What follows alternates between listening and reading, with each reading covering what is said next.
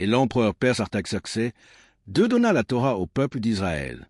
L'invention du monothéisme abrahamique sous contrôle des Perses, les 3 moments des 3 dons des 3 Torahs de la Bible en Israël, Deutéronome, Lévitique, Nombre, Exode, Genèse.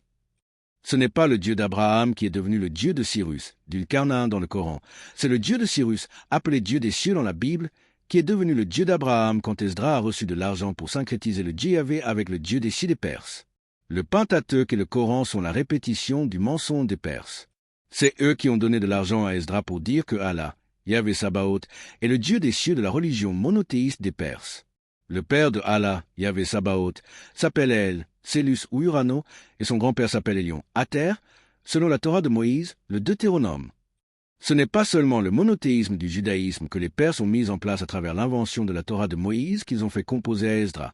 Toute la tradition islamique des chroniques des prophètes islamiques jusqu'aux hadiths ont été composés par les Perses tels que Tabari, Muslim et Boukhari, etc. Le zoroastrisme a aussi énormément influencé le contenu du Coran. Les rabbins eux-mêmes avouent dans le Talmud que la notion d'ange dans la religion juive vient de Babylone, des Perses. Voici la liste des influences des Perses sur la Torah de Moïse, le Deutéronome, composé par Esdras. L'assimilation par syncrétisme du Dieu de la religion monothéiste perse du zoroastrisme appelé Dieu des cieux dans la Bible à Yahvé des Hébreux, d'où l'idée que c'est Yahvé qui aurait créé le monde. Cette idée est absente chez les Juifs avant le contact avec les Perses. Même la menorah ou chandelier à cette branche représente Yahvé, Zacharie 4:10, comme le feu représente Dieu dans le zoroastrisme. Flavius Joseph écrit « On lui a donné autant de branches qu'on compte de planètes avec le soleil ». C'est une imitation de la sphère céleste archétype, selon Philon. L'incirconcision, car le Deutéronome interdit la circoncision. Les Perses sont incirconcis selon Hérodote cité par Flavius. Il n'est jamais question de la circoncision dans la réforme d'Esdras. L'aniconisme. Les Perses ont comme tradition l'aniconisme, interdiction des statues cultuelles ou images divines. Hérodote parle de cet aspect de la culture des Perses. Même après l'époque d'Esdras, plusieurs autres éléments d'origine perse ont été introduits dans les autres livres du Pentateuque. Le seul élément sur lequel les Juifs sont revenus est la circoncision qui était pratiquée chez eux depuis des siècles à cause de l'influence égyptienne, selon Hérodote. Les auteurs du Pentateuque composés au 1er siècle ont donc réintroduit la circoncision dans le Pentateuque, bien que le Deutéronome interdit la circoncision. On comprend donc plus facilement pourquoi le Nouveau Testament, les épîtres de Paul et le Coran islamique et certains hadiths interdisent la circoncision. Voici une liste non exhaustive des autres influences perses sur la Torah des Juifs. La notion des anges et des démons est venue de Babylone, des Perses, de l'aveu du Talmud. Les idées de pureté et de purification. Les idées de messianisme. Voici donc les 3 Torahs en Israël selon les moments des dons aux révélations. 1. La Torah de Moïse, Deutéronome, réapparue sous Josia puis détruit par Nebuchadnezzar. 2. La Torah de Moïse, Deutéronome, réécrite ex nihilo par l'écrivain Abbil Esdras. 3. La Torah Pentateuque donnée à Israël simultanément en 4 langues. La lecture et l'analyse des traditions juives nous permettent de comprendre que la Torah a été donnée à Israël à 3 reprises selon les Juifs de l'Antiquité. Premièrement, la Torah de Moïse réapparue sous Josia puis détruite par Nebuchadnezzar, qui ne peut être que le proto-deutéronome seul, protonomo, aurait été donnée à Moïse au mont Sinaï en alphabet date proto-sinaïtique et en langue unique, l'hébreu.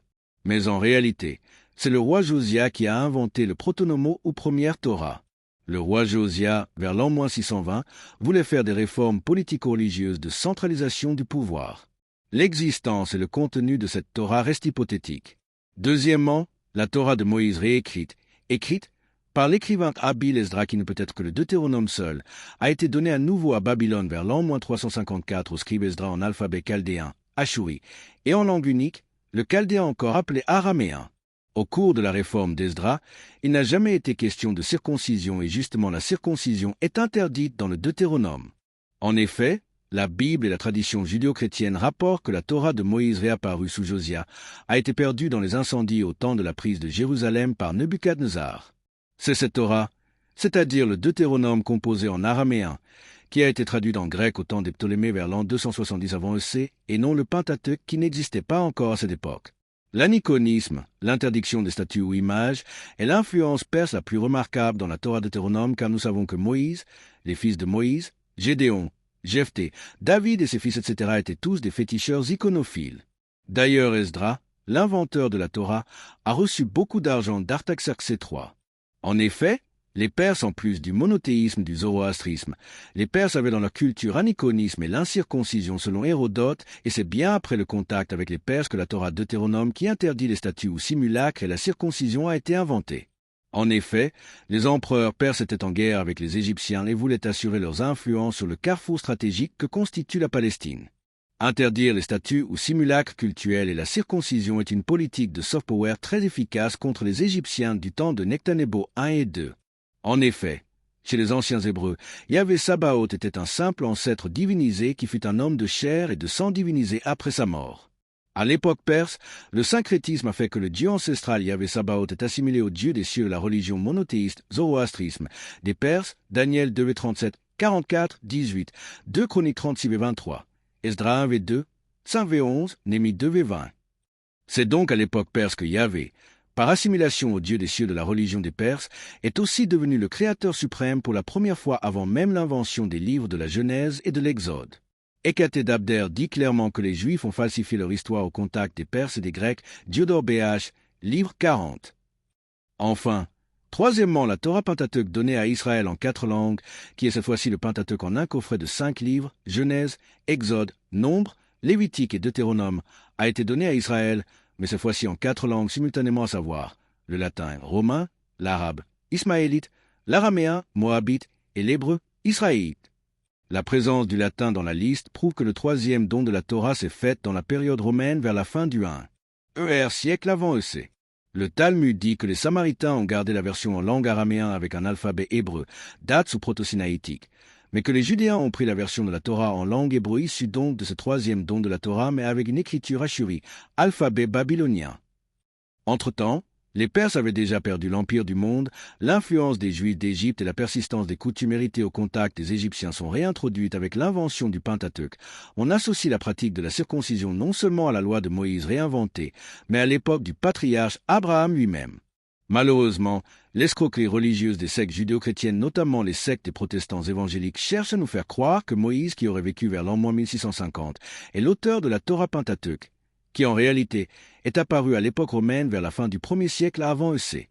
Ainsi, la tradition juive prouve clairement que le Pentateuque est apparu dans la période romaine, ce qui explique pourquoi aucun auteur classique ne semble avoir lu le Pentateuque avant Celsius, vers l'an plus 180. Hérodote, vers l'an 450, Hécaté d'Abder, vers l'an 300, Molon, vers l'an 100, Polyhistor, vers l'an 50, Nicolas de Damas, vers l'an 50, Tropompée, vers l'an 30, Diodore, vers l'an 30, ne semblent pas avoir vécu dans un monde où le Pentateuque, notamment la Genèse et l'Exode, a existé. Tacite, qui nous cite le condensé de tous ces auteurs classiques précédents vers l'an plus 70, ne semble pas non plus avoir lu ou connu le Pentateuque, notamment la Genèse.